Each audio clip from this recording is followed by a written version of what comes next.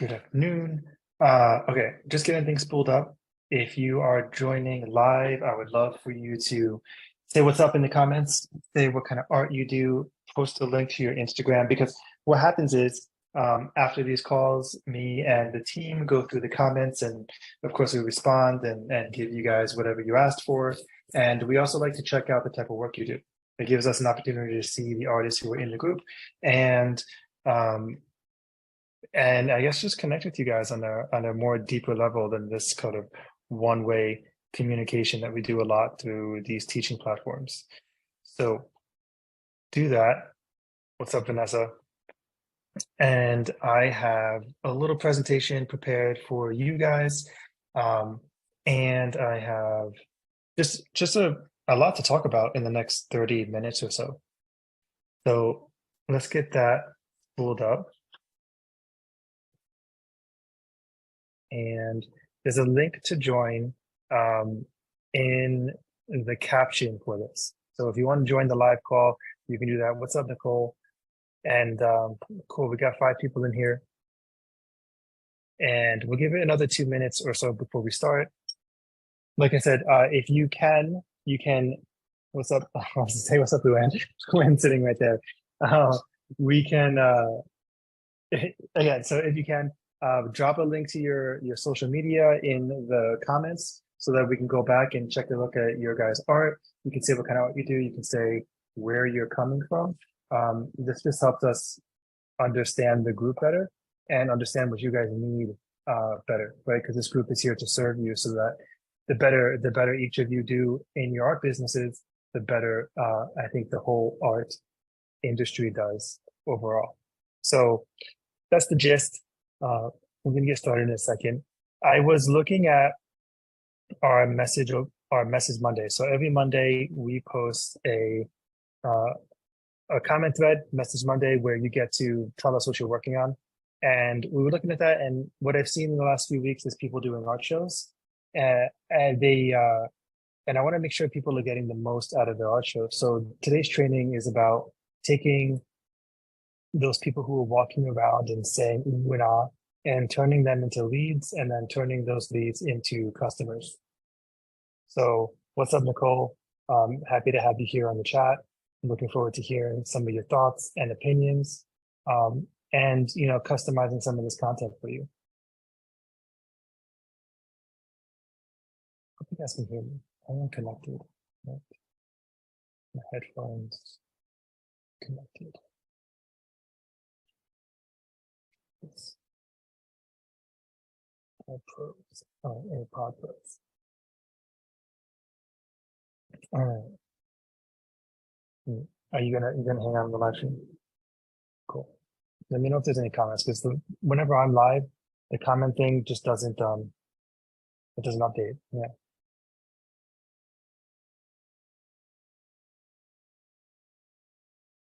Yep. All right. So what artists always ask me when we're on our discovery calls is, where do I get most of my sales? Is it from online sales? Is it from like Instagram comments? Or is it from shows? And up until 2020, most of my sales came from art shows. And after 2020, obviously we all got sick and blah, blah, blah. But then the dynamic of the way people shop online changed, and more people started buying stuff online. However, art shows, places where I can show up and physically display my work and talk to people in person, is still the best place to sell art. One of the biggest questions I get regarding these art shows is, what if there's no art shows near me, right? And I mean, there's not going to be art shows near you. Most of the art shows that I go to are across the country, and we don't all have the budget or the experience to go across the country, but you can drive a few hours to your next art show, right? You can drive to the next city for your next art show. And if you do that, you want to get, or you want to have, the best chance for success for those shows. And that means capturing leads and taking those leads with you when you leave the area. So if you're in the middle of Texas and you have to drive 4 or 5 hours to Dallas or Fort Worth or wherever the art collectors are, or wherever the big cities are where the good art shows are, you don't want to drive a half a day back with only the sales you made at the show. Um, my last show that we did, the one in Bellevue, I only made $6,000 at that show. I sold one piece. Here, I'll show you. This is the booth. I sold one piece at that show, and the other $30,000 that we made, that came from follow-ups. It came from creating leads. This is just a bunch of pictures from the show. That came from, this is one of our artists. That came from following up with people at the show. And here I have, let me see. I didn't think I was going to show this, but I have it's got to be far down. But I want to show you the way I manage my leads. Here it is. This is the leads that I have captured or had captured from that show. So I take their names, I take their phone numbers and their emails, and then I take gallery notes and I follow up with these people, and they turn into sales eventually.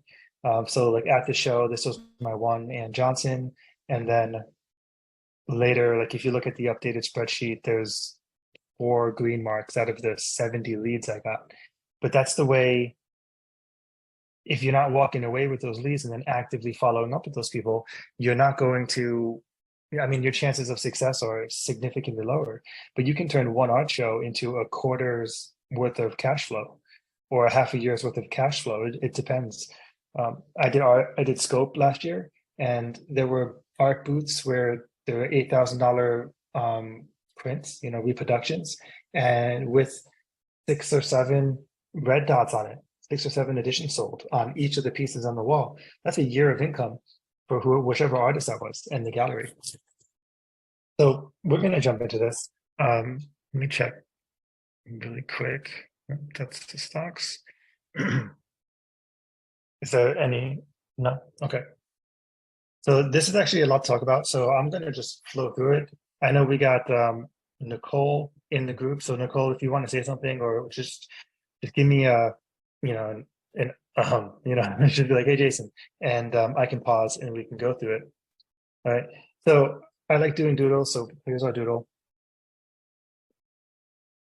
And this is basically a booth. So if you are a member of TASA or you're thinking about just getting one of the sub tutorials, one of them is the Complete Guide to Art Fairs, and it goes over how I set up my booths. And in general, I set them up. Hey, what's up, Mark? In general, I set them up so that people can experience the art in a very gallery-like presentation, as opposed to kind of appearing like an Instagram wall, which I see a lot. So, hey, Mark, I'm going to mute you for now. Feel free to unmute yourself when you have something. But I want people to have a feeling of like they're stepping into my art world and have that higher end art experience, even if they're at an art fair. So this is kind of an example of how I would do a booth, some big artworks in the background. And then I have a kiosk, or I have a table, or I have some sort of place where I can place either a digital device or a notebook where people can sign up for my mailing list. And what I do is, let's say I'm talking to person, let's say I'm talking to this guy right here. Okay, he's got little arms and 3 legs. And I say, and he likes the arts, but he's not ready to buy something right now. Okay, so before he leaves, I always direct him over and I say, hey, if you leave your info with me, I will send you this picture. Okay, point 1, I'll send you this picture.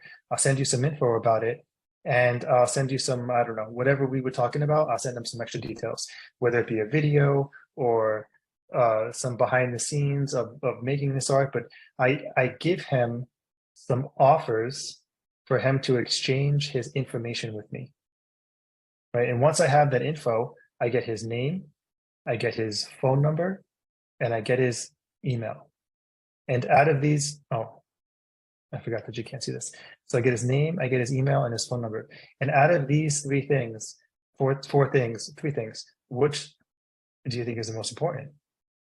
Okay, obviously his name's important, right? But out of these two, the phone number is pretty much the key to success for me. Okay, because email open rate, 20% on average across the board. I know someone's going to be watching this and they're going to be like, oh, I get 60% or I get 3%. Well, on average, 20% is the best you can expect. Okay. Sometimes my emails get opened by 50 or 60%, but sometimes, they don't. Nicole, I just noticed over here that your mic isn't attached. So if you were trying to say something, I'm going to completely miss it, but the chat is open. All right. So email is 20%. And then phone number is 95% open rate. So 95% of the time, they're going to see your messages. That's huge, right? Imagine knowing that people are connecting with your content, right? On Instagram, what is the open rate or what is the view rate on your content? 3%. Right. So if you have 100,000 followers, right, which only a few people in this group do, your best is that 3,000 people are going to see what you post.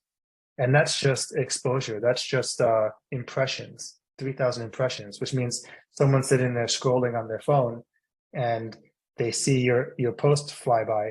That counts as this 3,000. So email and phone is huge, right? Phone especially. So again, if I'm talking to someone before they leave, I always lead them to this device. Okay, and for me, I use an iPad with an app, right? That's all in the Artist Selling Art's Complete Guide to Art Fairs. But you can use a notebook. But the thing about notebooks is if you're using a notebook, it's like one of those videos where and anyway, if you're using a notebook, I would say like 9 out of 10 times, 9 out of 10 times, these maybe not 9 out of 10, maybe like 7 out of 10 times, I can't read their names, or I can't read their handwriting, or they've misspelled something, or they miswrote a digit, and then I can't reach out to them. So having a digital tool for capturing people's information is huge, right? What's up, Deborah? Is huge because I remember I used to keep a notebook with me for the art shows, and I would use the same notebook every time so that whenever someone came to the show, there was a little bit of authority distributed because they had to flip through like 30 pages of people's names and numbers and comments. So that led a little bit to the idea that a lot of people were interested in signing up for my book. Actually, when I first got that book, I filled in the first few pages on my own just to make sure that it looked like it wasn't an empty book. But anyway, I would, after every day after the show, I would go and try to take the numbers that people, the names and phones and emails that people wrote, and so many of them didn't translate to good contacts. And that's, again, it's just really frustrating. So I use a digital notepad, but whatever you can do, make sure you have a way to capture people's information. So once you have their email and phone, what's next, right? So the workflow started with, I talked to someone at the show, they're interested or they're a fan, but they're not going to buy right now. On their way out, I lead them to my device. I get their info. I get their name, email, phone number. And then two things happen. One, they go into a follow-up sequence, and the other, they go into my CRM, all right, my customer resource management or contact resource management, right? But this is the important one, this side over here. So after the show, every day after the show, the first thing I do when the show closes and everyone's kicked out of the event is I open up my notes or open up all the follow-ups that I received, and I send everybody a text. Right? If I have their phone number, I send them a text. Like, show ends at 6 p.m. I'm spending 6 p.m. to 7 p.m. sending messages. All right. Now, it depends on the notes that I had for them. So if I'm already having a conversation, then I continue the conversation with them in text.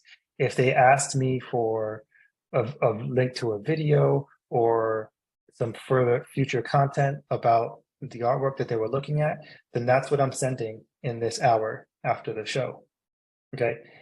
Then that same person, let's say this is a 3-day show. So on day 1 and day 2, I'm sending from the end of the show for the next hour, I'm sending these messages. And then I'm going to send them on the last day, on the night prior to the last day, I'm going to send them a message, say, hey, are you coming back? And then on the morning of the last day, I'm going to say, hey, the show just opened. Okay. And you might find this annoying. And some of these people might find it annoying. But the ones who don't find it annoying are the ones who, 1, value your art, 2, the ones who got to know you when you were talking and think you're a cool person, and 3, they're the ones that are going to spend money on you. So they're the only ones that matter. And I can tell you from experience that 99% of the time, nobody's really annoyed, right? 1, they understand that you're a business. 2, they understand that this is a limited time event for them to collect your work, and they just appreciate you. So they need that little bit of reminder. They wake up on Sunday with, I don't know, morning brain fog, and then they just don't realize or don't remember that they're going to come to the show or want to come back to see that one piece, or need to send you a picture of their space so you can do a render, whatever it is. So if I meet person on day 1, they're getting a text, they're getting one text on night 1, they're getting another text on the day before the last day, and then they're getting a third text on the morning of the last day of the show. Minimum of 3 texts, because again, I have their phone number. All right. And if during those texts a conversation starts, then they probably will get pulled out of this little text routine and go into just the conversation part. Right. And this is where you really want people to be. Right. You want them to be in the conversation so that you can change my color, so that you can figure out why they want your art and use their reasons to overcome their objections and get your next sale. Right. But the follow-ups don't stop here. Okay. The follow-ups don't stop during and after the show. After the show's over, I always do a follow-up after 1 week and a follow-up after 1 month. And these are to people who never talked to me, right? So we'd never had a conversation.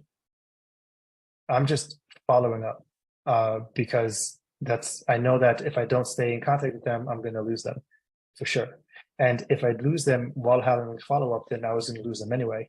But the whole idea is to make sure that the few who are going to turn into art sales and make the show a success are the ones that will find the time to talk to you back.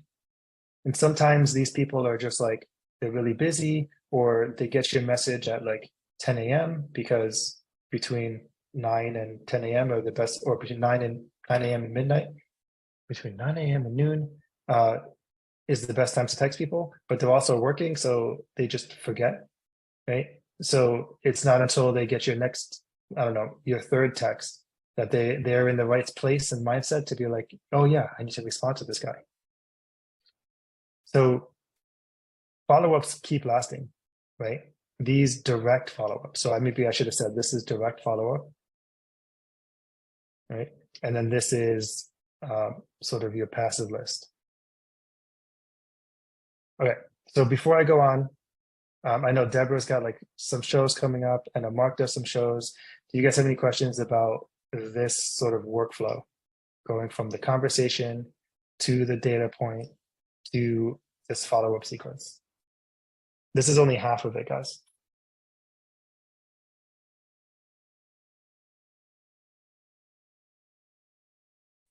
I'm trying to figure out an app to put on my tablet to be able to capture the information while I'm at the show, that I don't have to be online. I know you have one for iPhones, but I don't have the iPhone. So I was just wondering if you've heard any other way to do it.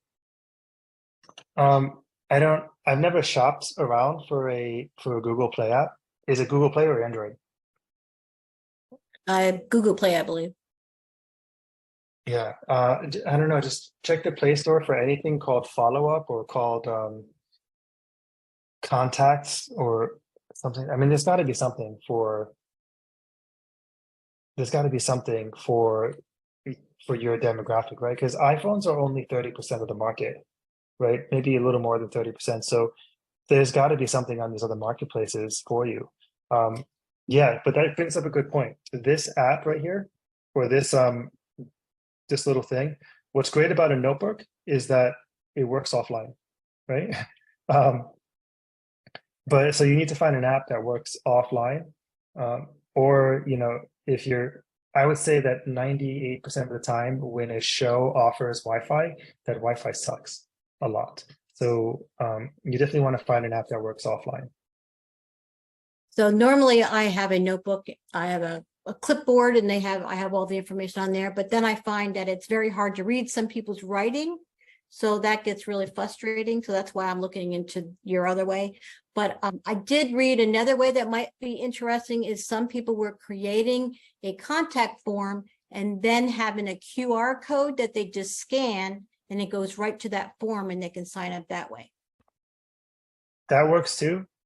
You can definitely do that, but what I see most people do is you have this little QR code on the wall. People scan it and they walk away, and then they don't take an action. Right. So two things. So if they don't take this action, if they walk away, the potential of them actually creating or taking an action from that QR code is so low. Right. So that's one thing. The other my thing goal is would that if My goal would be to uh, encourage them to do it right then and there in front of me. yeah, but again, that's hard. Because there's no reason for them to stay there in front of you, right? So what's nice about having the notepad or the app is that there's a spot that I have for notes. So when I walk them, I always walk them over to it and I say, you can fill out your info right here. And then I say, before you finish, don't hit submit so that I can add some notes to remember you by. And that keeps them a little more accountable, a little more like there to do the actual work. This QR code thing, it's just so low effort. For example, if I was at my home desk right now, I'm in Arizona at an Airbnb, but if I was in my home desk right now, there's a card on my desk in a little box where I put cards and pens and stuff with the QR code on it from somebody who I met at the last convention I went to, and I still haven't scanned that QR code, and all it does is lead to his social media to follow him on social. He gave me this card and was like, hey, it was great to meet you. Here's my info. Scan that. You'll connect to me on Twitter. I just don't do it. I just didn't do it. I just put it off. So it's a really low conversion rate doing it this way and super passive. Like I guarantee I can imagine the way those artists do. They're like, hey, like they're talking to this person over here, and then they say, this person decides they're not interested or they're not ready. It's like, hey, yeah, you can go over there to the corner and scan that QR code and then check out and then connect with me. And they don't walk that person over. They don't like talk to them on the way or, get their info or explain to them what they're going to get when they sign up for it or whatnot. And 98% of those people, I just made that number up, but a significant number of those people are not going to complete that action. So instead of this, what you could do is if there's no Wi-Fi, there's going to be guaranteed that you have cell phone service, is you can do the same thing is use your phone and create a sign up form on your phone and then hand them your phone and say, hey, leave your info for me before you go and I'll send you this.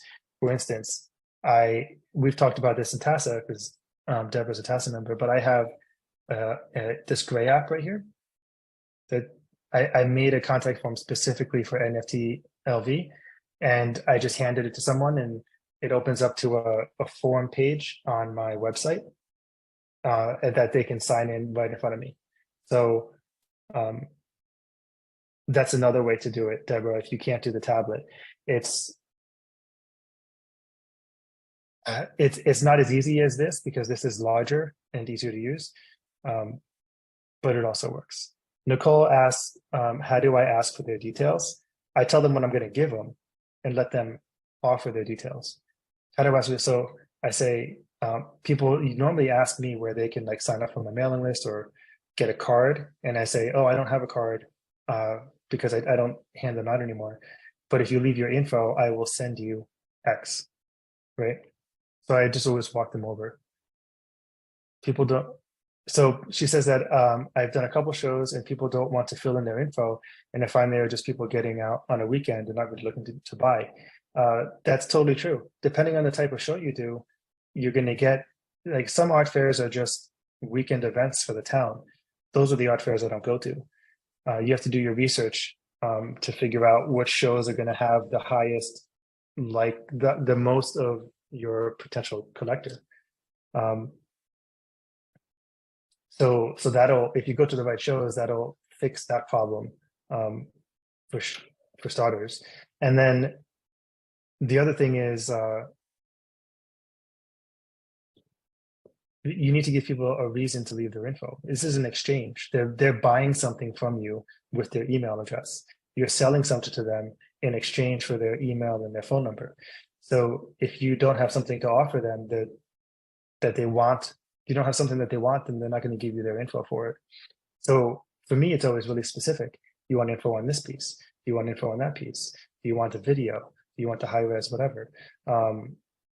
And then that's what they're exchanging for. They're not just leaving their info to join my mailing list. Yeah. And the app that I use is called Sign In. It's simply called Sign In. It's a little blue icon. You can use, I use that on my iPad.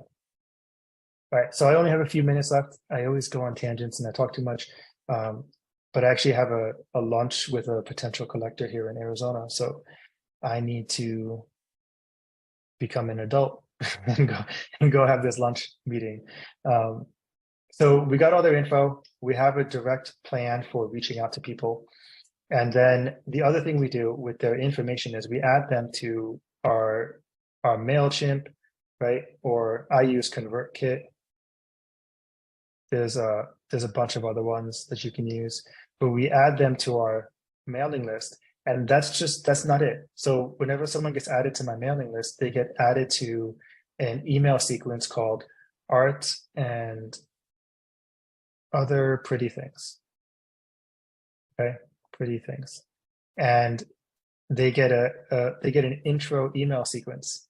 It's actually called, the email titles is called Art and Other Pretty Things, episode 0.4 or 0.1 through 0.4. And that email sequence is just made for them to get introduced to me. I take basically the introduction that I would give people in person and I break it up into several emails. And it's an intro sequence to get people to know me. I can also use this email to deliver an HVCO, a high value content offer, which is something we talk about in the ads course in TASA. And then when they're done with this, they get added to the main list. So this email list is usually one email after one day and then 2 days apart for each of the other emails. So it's over a week's worth of content for people to get to know you so you can stay kind of top of mind. And then they're just added to the main list.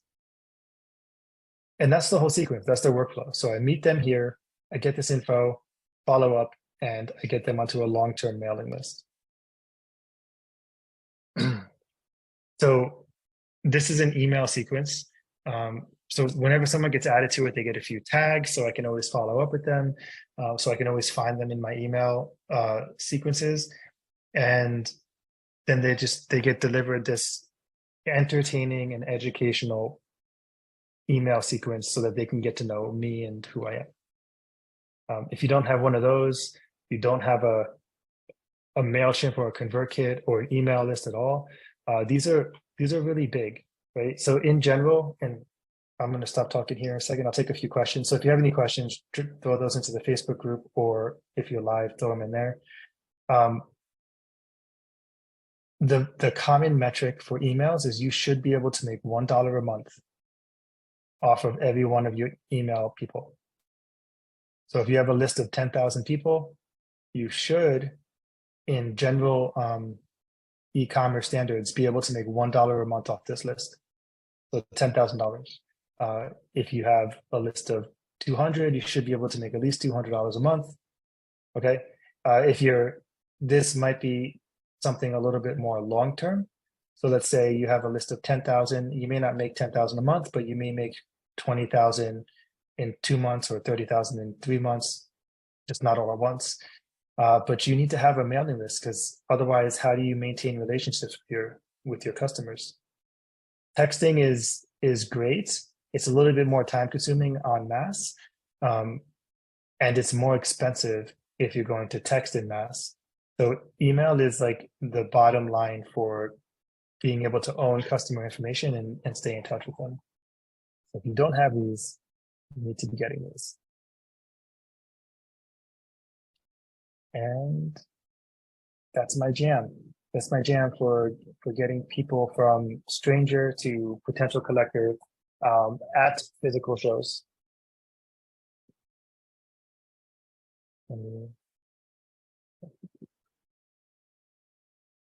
So shows here, and that's awesome. Thanks for leaving your link. If you watch this on the replay, that's really awesome, and I appreciate you. So I always circle back to my content or my comment notifications, and I'll answer any questions you guys have. And that's it. Deborah, when you find your app for Google Play, then or Android or whatever you said you had, let us know in the members group so I can add it to the resource list. Because you got it? No, I'm just saying absolutely. I'll let Pete, you know. Oh, absolutely. I thought you said actually. I was like, actually, I found it. Yeah, because I have a huge blind spot for non-Apple products applications. Did you see the comment from yesterday's roundtable? Somebody put about those other Facebook groups? No. You have to look. There's a couple of them that you should probably add to TASA. Okay. Besides that jury one that I told you about, there's the other ones were listed were really good ones too. There's the art fair review where people go in and actually review the shows, which is really good for people that are looking for shows to see what they were like in the past. And then there's there's a website for that too. And then there's there is a website. I forgot about that too. And then there's one called the Art Fair Lounge, is where people just go in there and they shoot the breeze about all kinds of stuff. You know, they talk about like batteries for lighting and all different things. Okay. Good information stuff. All right. I will we'll circle back to that, and then we'll add it to the resource list. What is that website? I'd have to go look up what that website is, but I just know that there is you can Google it, like reviews of art shows nationwide, and you'll find it. But I think, like, in general, if you're gonna take people's reviews and stuff, you also have to take account their art and their general presence online. You can learn a lot, or you can assume a lot by the way a person behaves online, whether or not their reviews are merited or have any value. So yeah, keep that in mind. I still think that, like, the Art Fair Review website is great, but the best tool that you have for finding out whether an art show is going to be worth your time or not is doing the demographic research on the area. Who's going to show up? It's always really good to actually, if you're planning ahead and you know there's a show you want to go to, if you can view it and actually go there and walk around and see the show, that really makes a big difference. At least it has for me in the past. Absolutely. Yeah, if you can go there. So if you know you're going to go to, I don't know, Art Expo New York next year, right? You should go. If you can visit it before going to the show, absolutely. That's always going to be the best way. And not only, and go there and, talk to the artists, spend some time at the show, go back a second day. And, like, the things you really want to look for is, like, the type of people that are showing up. If you know your customer avatar, you should be able to identify them just by looking at them. In general, like profiling, are they there? And that's going to be the biggest one. What is the presentation like of the booths that are at the show? I used to do this show called Salmon Days in where I live in Issaquah, and Issaquah used to be old money. Um, all of the loggers, there's a big logging town, and it it was once described to me that people would like the difference between Issaquah and a regular art fair is like people would just walk around art fairs and eat their food and have fun or whatnot. But at the Issaquah show, people used to show up and then give their kids like $100 each and tell them to go buy something. Like that's how they used to describe the Issaquah show, like the type of people who showed up. But I went back this year and walked around, and I would say one out of every 20 booths was an art booth. Everything else was crafts or like small knickknacks or food. So that kind of show tells me now that there's not an art presence at the show. And since there's not an art presence, the art collectors aren't going to show up. So, despite being an area in a good show that it used to have a lot of prominence in the area, it's kind of it's lost its way in terms of the fine art space. So yeah, showing up and checking out the shows is going to be the best thing that you can do. That's the number one on the list. Number two, demographic research. Number three, checking out and doing some research on people's reviews. But I really got to go. I got to leave in like 10 minutes to go to lunch. And yeah, I hope this was helpful. We'll chat soon. We're good? Okay.